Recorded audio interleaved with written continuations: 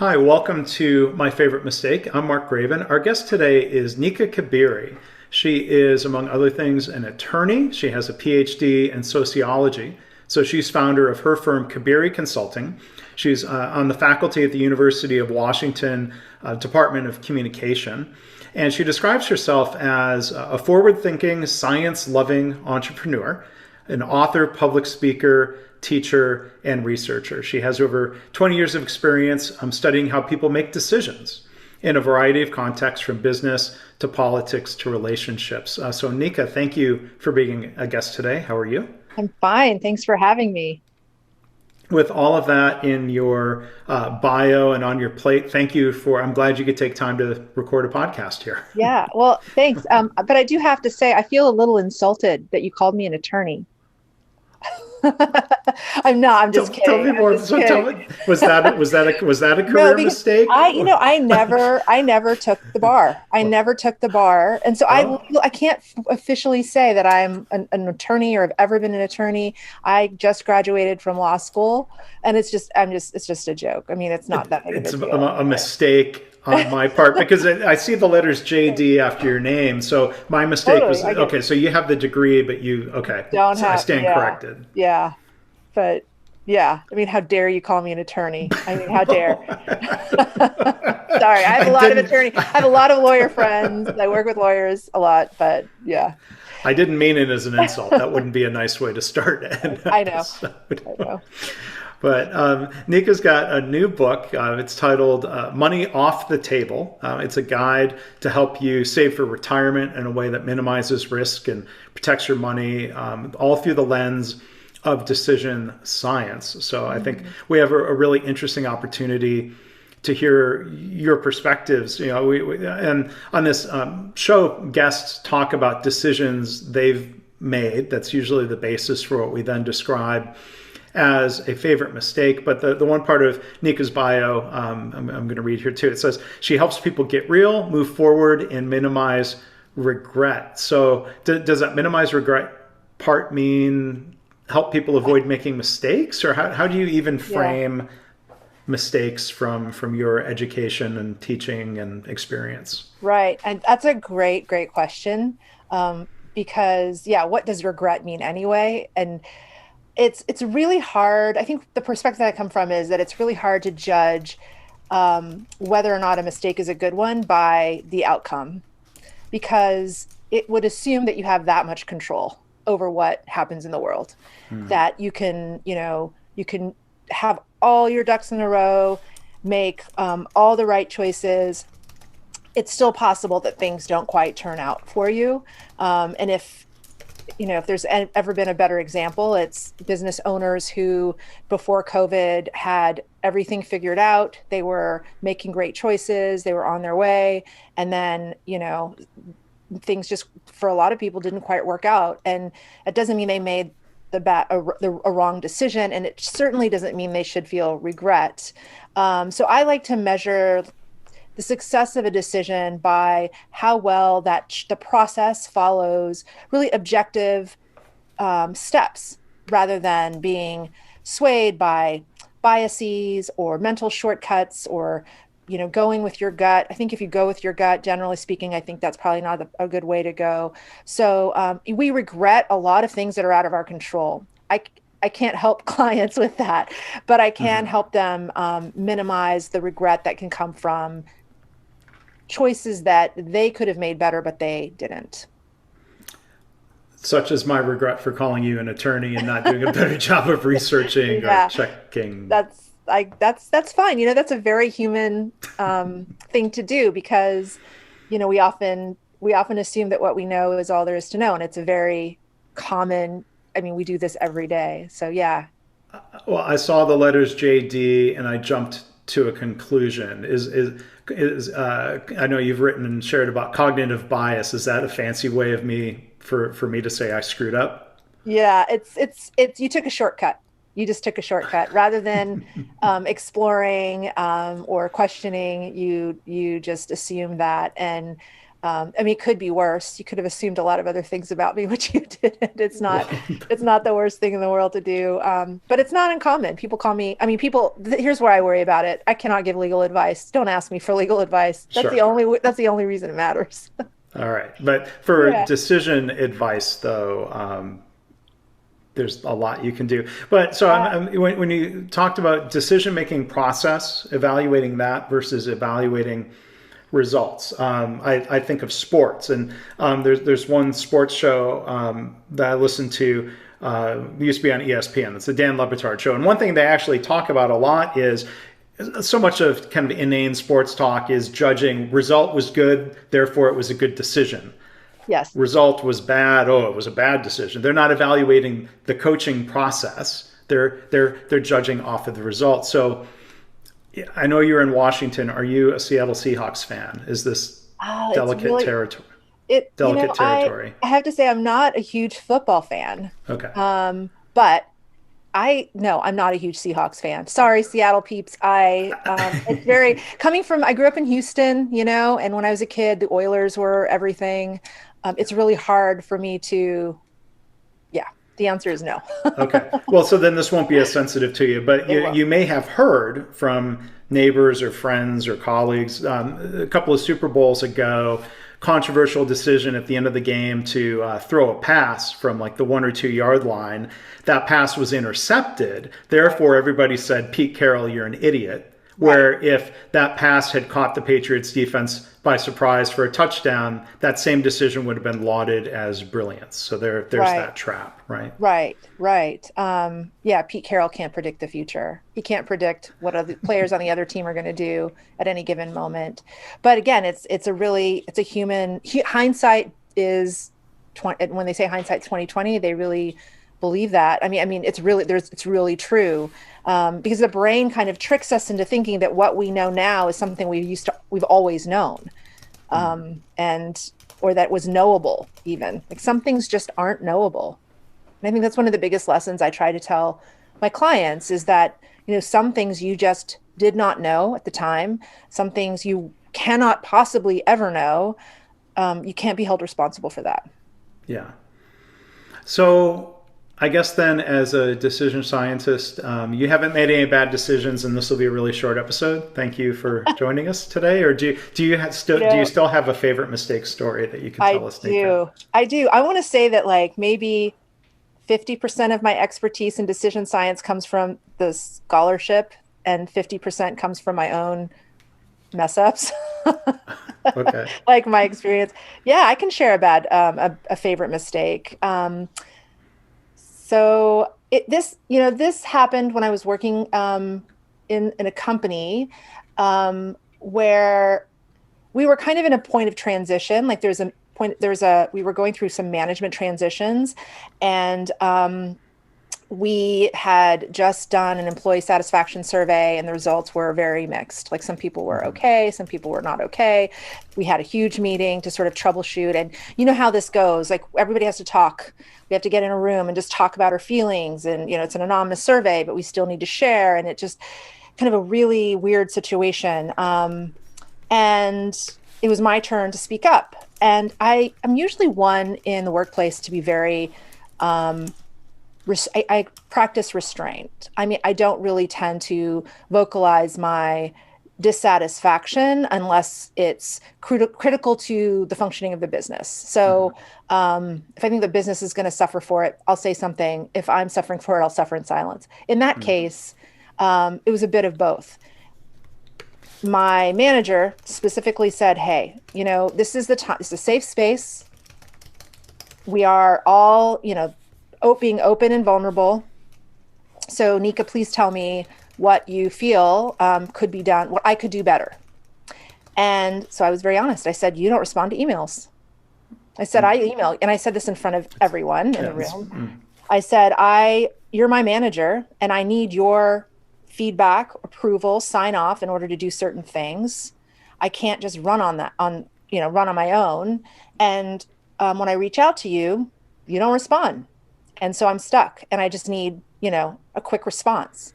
And her response to me was, first of all, it extended beyond just the meeting. I got feedback for weeks after that, but it was, you don't understand, Nika, how busy a C-level person is. You don't recognize how many emails we get every day. I can't respond to all of them. And so the reaction was like, as though I was complaining about something minor. I was making a big deal out of nothing. And that I didn't understand. I was too naive to understand the situation. No big deal, except for that manager then made things very difficult for me in a lot of other ways as a result of that. Like, I Wow. think the feeling that I got was that she felt that I'd made her look bad because the HR was in the room too. She probably felt that I'd made her look bad. And then somehow needed to let me know that on a regular basis. Didn't really respond to my emails, chewed me out for being a difficult person to manage because I couldn't just manage myself. I needed to learn to manage myself. And some of the questions that I was asking her for her approval, I should just be able to answer them myself. It was questions like, what's my role here? Like, there's a management transition. I don't know what Important. my role Yeah. is. And she was upset that I couldn't just figure it out on my own. Like, she's never worked. She said at one point, I've never managed someone so difficult. And yeah, it just taught me. It's my favorite mistake because it really, really taught me what trust really means in the workplace, what safe spaces really mean. Are they really safe? And she said, quite literally, this is a safe space. Like those Yes. words came out of her Yes. mouth. And then, I mean, the feedback you gave, at least in your retelling of the story, sounds relatively mild. And then this pattern of defensiveness, criticism, throwing it back on you, retaliation, like that hadn't been a pattern that started in response to you saying, it sucks when you don't reply to our Yes. emails. That's from my recollection. And again, my Yeah. memory is also biased. It's my side of the story. I recognize that. But my learning is still what it is, which is safe spaces aren't safe because somebody calls them so. Yeah. Vulnerability isn't something that you should feel comfortable volunteering. It's something that has to be earned. I think there's a lot of talk in the workplace about authenticity and vulnerability and bringing your real self to the workplace. And I think that the expectation is that you bring your entire real self, all of you, completely vulnerable. And I've spoken with people who've worked in environments where their employers actually expect that. But I think I really learned that day that that's just not realistic and it's not fair. Yeah. So I'm curious, what decision-making frameworks would be helpful? You were in a situation where I guess there's a decision of, do I speak up or do I just say, no, I'm fine? Is it more dangerous? Like, was there an assumption, and I'm not faulting you for the assumption, that she was saying it's a safe space? Right. I mean, it was, so you maybe on some level you regretted speaking up. So back to your bio, you talk about minimizing regret. Is minimizing regret kind of, if that was your primary function, I guess we would err on the side of not speaking up, Right. or there's a risk we would regret not doing that. So I Right. guess there's a lot of questions here. How do you think through this? Is minimizing regret the main goal, or sometimes do we need to think about maximizing the positive outcome? But I think it's both. I think we're weighing both. And that's what risk analysis, which is a huge part of decision making and decision science, that's where that comes into play because you're really trying to forecast the probability that any number of different outcomes could actually happen if you were to make a particular choice. And I want to believe, I'm sure this wasn't really what was going on, but I want to believe that in that moment, I had the wherewithal to kind of objectively analyze the risk somehow. Like sitting in that room in that meeting, that perhaps I could have asked myself, okay, what is the possibility? What is the likelihood that if I actually trust that this is a safe space and that I actually take that chance, that it's going to turn out okay for me? What's the risk there? And I think that's where a lot of us kind of go with our gut, which I did at that moment. Like I took a Hmm. chance. I know I was taking a risk. I felt like, oh my gosh, Nika, you're jumping off a cliff right now. You're just hope something will catch Yeah. you. But we don't really slow down for a second and even for a second and really analyze that risk.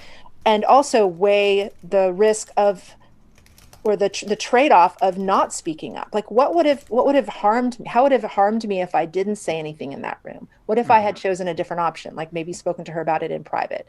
um, I didn't slow down to think through that well enough, and so my regret was that I didn't evaluate the risk very well. Yeah. But you were being put on the spot. Would it have been bad for you in some way if you had kind of sat back and said, like, no, I'm good, things are fine, no feedback, no Yeah. comment, nothing to say? I mean, you might not have said it exactly that way, but I Yeah. mean, I used to work with a guy who was a very junior person, and I managed him at a research firm. And I have to say, I learned a lot from this guy because anytime anybody asked his opinion, he would say, "I'm not quite sure. I think there's a lot there. I need to think of, I think I need to think about this." And he didn't lose respect for saying that. In fact, he got a lot of respect because people thought of him as being very thoughtful. And for someone so young, I just felt so lucky to learn, like from somebody not experienced who hadn't been indoctrinated into this like world of business where we have to know the answer and we have to know it now. He just spoke his mind. He was like, I don't know what I think. There's nothing wrong with that. I think there should be more space and more permission to, in business, say things like that. And perhaps in that room, that could have been my option to say, you know what? Things aren't great, things aren't bad. I just need to think on this, let me think on this, and maybe we can meet in private. And I don't see anything wrong with that in most situations. yeah. I mean, it sounds like, I mean, is that a helpful strategy to delay the decision in a way? It is a healthy, I think it is when the decision needs to be delayed. I have done that now. I've implemented that approach when I work with clients and they ask me something and I don't know the answer, or I feel like I'm treading on some tricky territory where I could put my foot in my mouth. If I have that feeling like I did that day where there is kind of a weird response to, oh, this is risky, right? Like we do have some innate kind of reactions to certain situations, and but to not act on them is the trick, and to just, not always available. Sometimes you're in an emergency situation and you have to choose, but I think more times than not, you don't have to. You can give it a moment, sleep on Yeah, it. sure. And it seems like big decisions like, should I take that job or not? Or should I put an offer in on that house? It's different. I mean, back to your point, or you use the phrase forecasting the probability of outcomes. Hmm. Can't predict the future. So like what if you make a decision to buy a house and the economy goes really downhill because of a pandemic that we didn't know.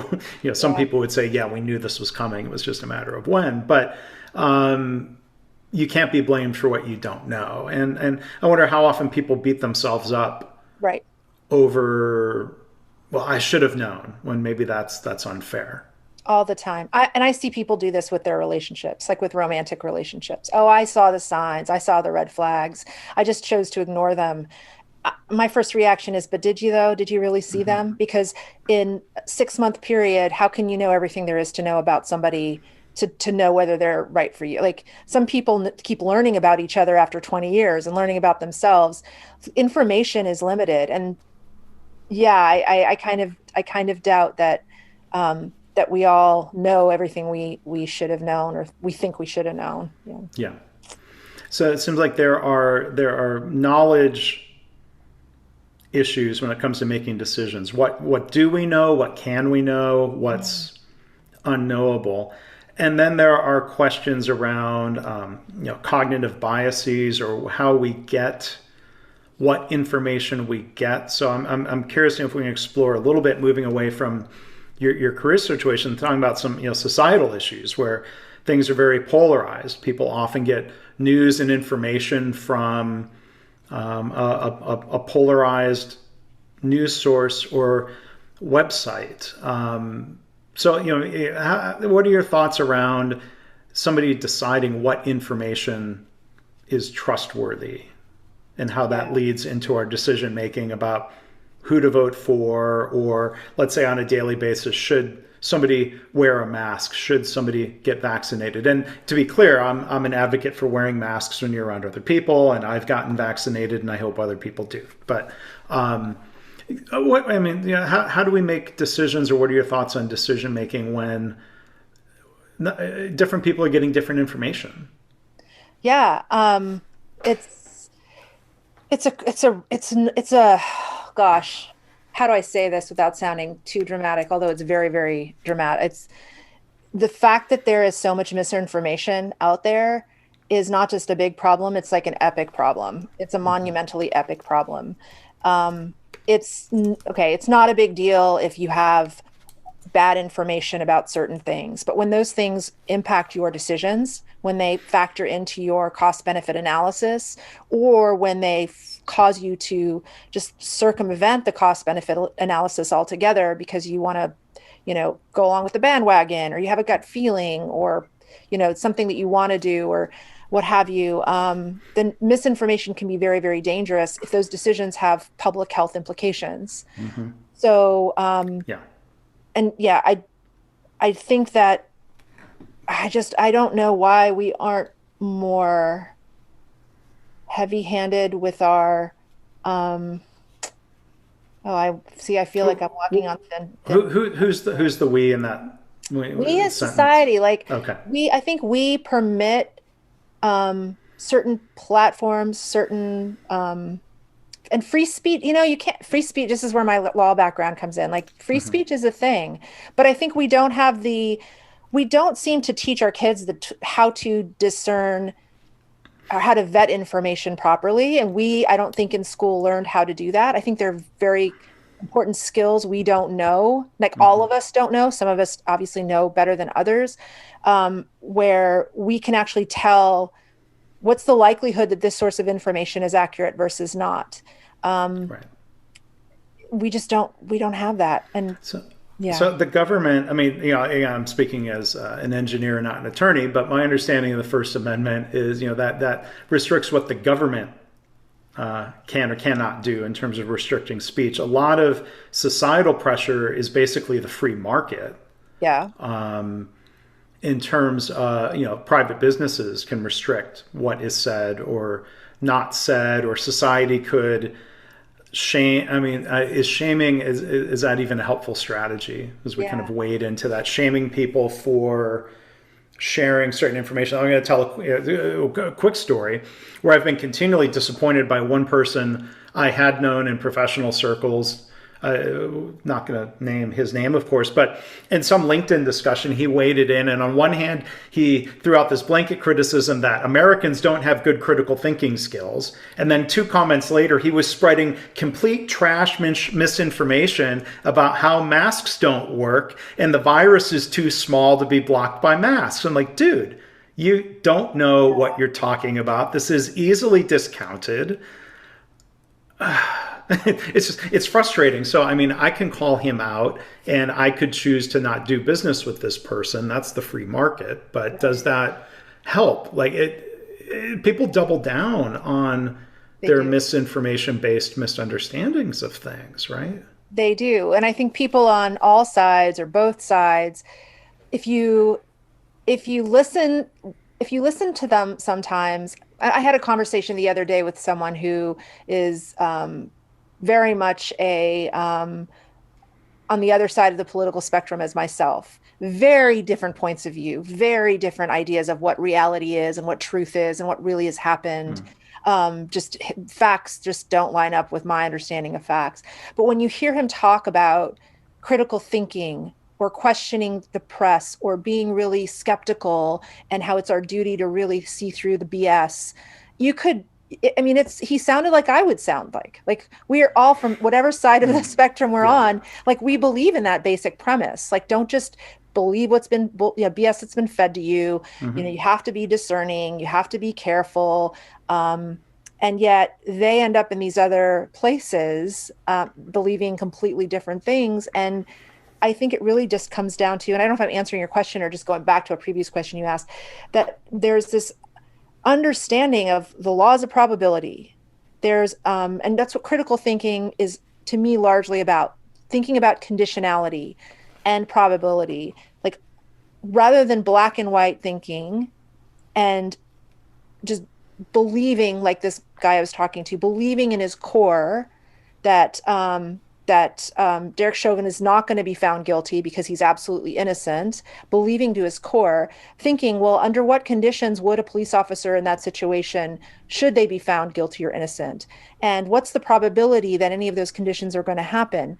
That line of thinking gets you closer to, I think, the truth. You're never going to get the truth, but you're going to get a lot closer to it. And those skills, I think, are what's sometimes missing and kind of lead some of us astray. Yeah.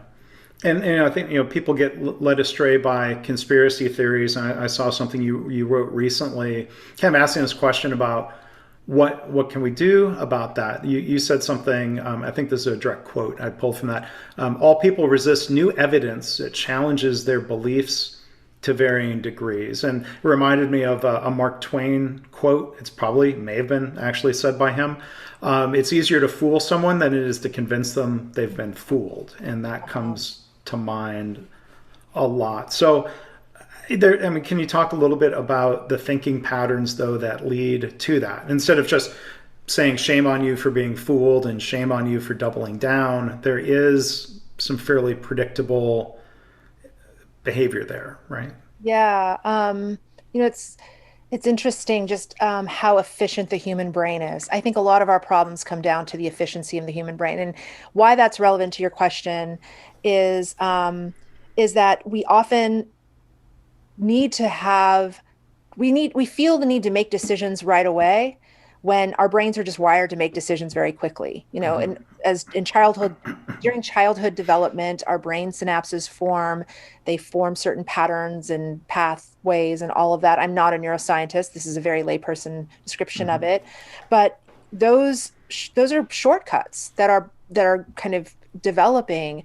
And as we one of those very, very important shortcuts to ensure efficiency and quick decision making is it manifests in the sense that we know everything there is to know.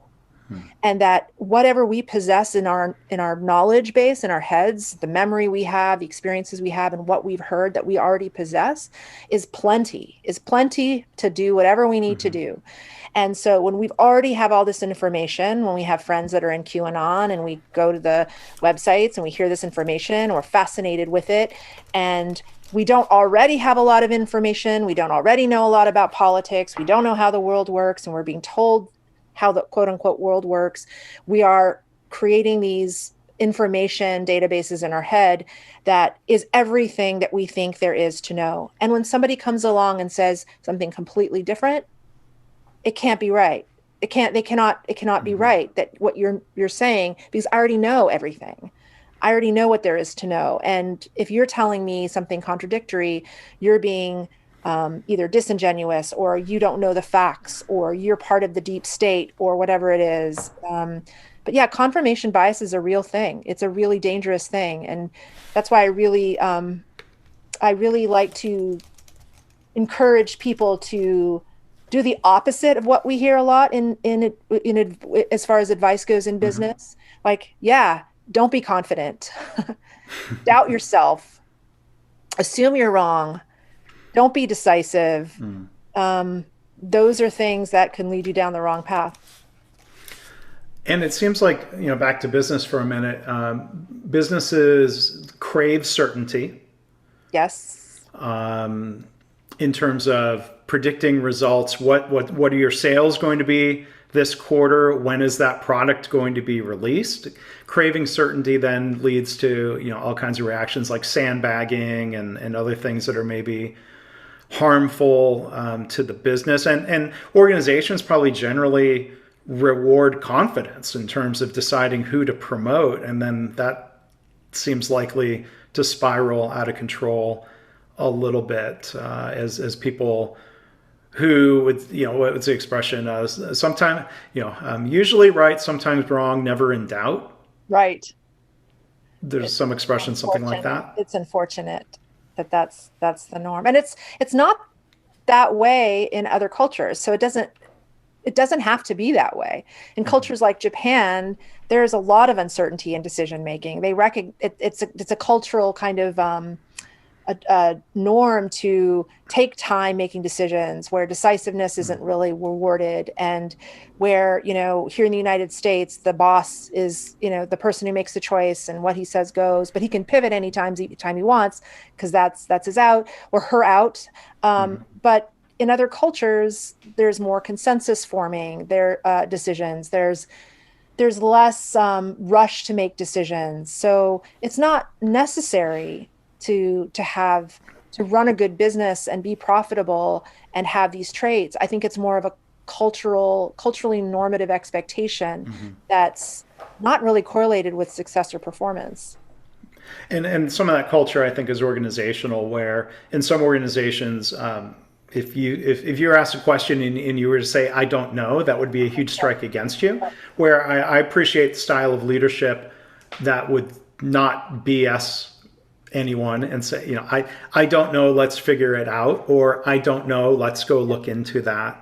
Yes. I mean, I had a manager who told me exactly that I lacked confidence because I didn't have prescriptive, direct, decisive recommendations. That, as a researcher, you talk in probability, you talk in perhaps this, it's more likely to do that. I'm giving you the straight up answer. There's no black and white. The world is non black and white. And yeah, that was interpreted in that way in my case as well, which kind of hurt my career a little bit for a moment, not too long though. Yeah. Well, and I would say that was perhaps their mistake. Yeah, I think so. Organizations that do that. So back just a quick follow up though.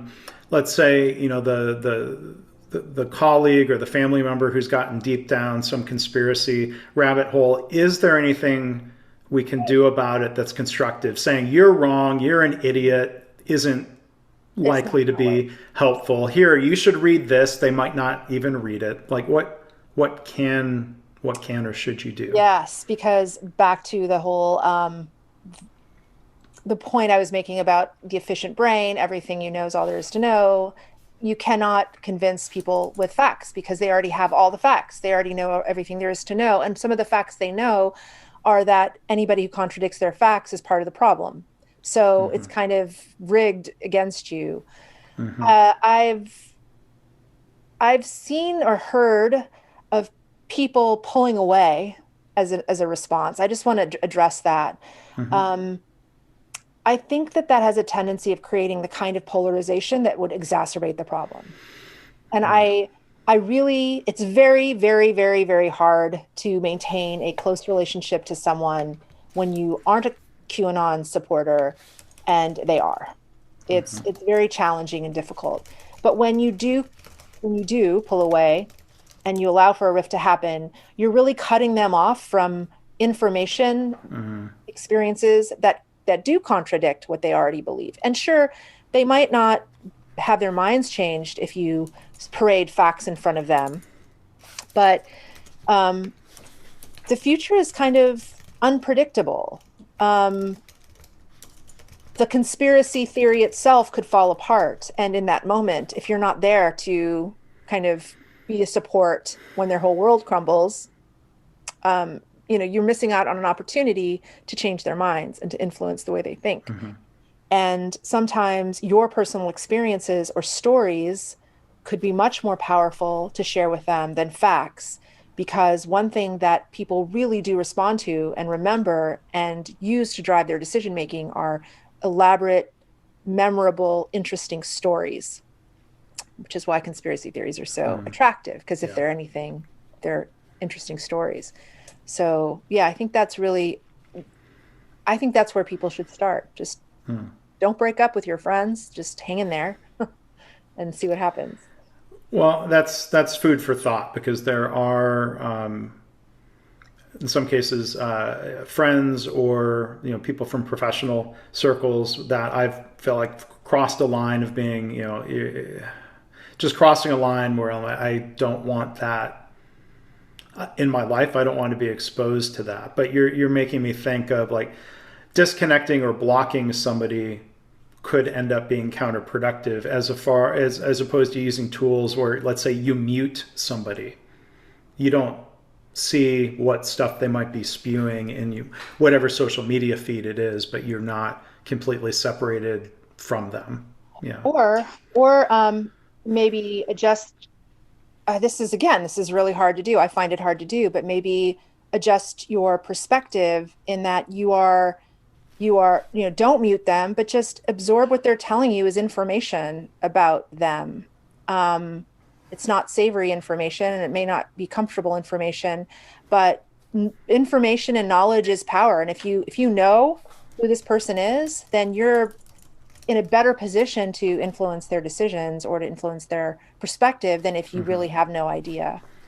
Yeah. If or when they're open to it, I guess. Yeah. Yeah. And the same may be true. And this is where I think there is, in a way, useful language in the medical field. And I think a lot of this then goes into the media where people are being described as vaccine hesitant. Mm-hmm. I think is more constructive language than vaccine resistant or vaccine denier. Because when there's hesitancy, like not everybody could be vaccinated first. And there are some people that are maybe just holding back. And then as we see more and more evidence that this is on the whole safe and it's safer than not doing it, people may come around. So I guess we have to be careful about not alienating them in the meantime. Totally. I actually wrote an opinion piece that was published in The Hill on exactly this, that hesitancy is not rejection, it's not apathy, and if you look at the data from late last year to today, the proportion of people who are saying, yes, I'm going to get vaccinated has increased. So there's a trend in the positive direction, which means hesitancy is not, it's not a static situation. It's dynamic. It can change. People can change their minds. If you reject them, you don't have that opportunity to change their minds. Yeah. Yeah. Well, really good food for thought. I will link to that article and a couple of others in the show notes. Nika Kabiri has been our guest. Her book is called Money Off the Table. I'm sorry we didn't really get into the book at all, but I hope people will go and check that out. You can find her online at nikakabiri.com, yournextdecision.com. Yes. No mistakes on those websites, right? No. And like I said earlier, so you'll wear the label of sociologist. Yes, I will proudly wear that label. I should have introduced you as a sociologist. I didn't mean to tease you so hard. Not a maternity. No, I mean it was my mistake, and it's fair game. And I generally I don't edit out my mistakes, so it goes. Was a final question? I'm going to just throw it at you. Was going to law school a mistake, or did you just make a different decision later? I think about that all the time. I'm not even sure it was my decision, honestly. I think it was my parents' decision at the time. And finishing, I wanted to drop out after the first semester, and finishing was their decision. So sometimes that's how it goes too. All right. Gosh. All right. So I don't think I stepped in it as badly there at the end as I did at the beginning. Well, Nika, thank you for being a guest today and sharing your thoughts on decision making. I feel like we just scratched the surface of your experience and your expertise, but thank you for sharing that with you. You do a lot of writing. I mean, like I said, you're super busy, so thank you for taking time to be a guest here today. Oh, it's my pleasure. It's great to be here. Thank you so much for having me. You're welcome. Thanks.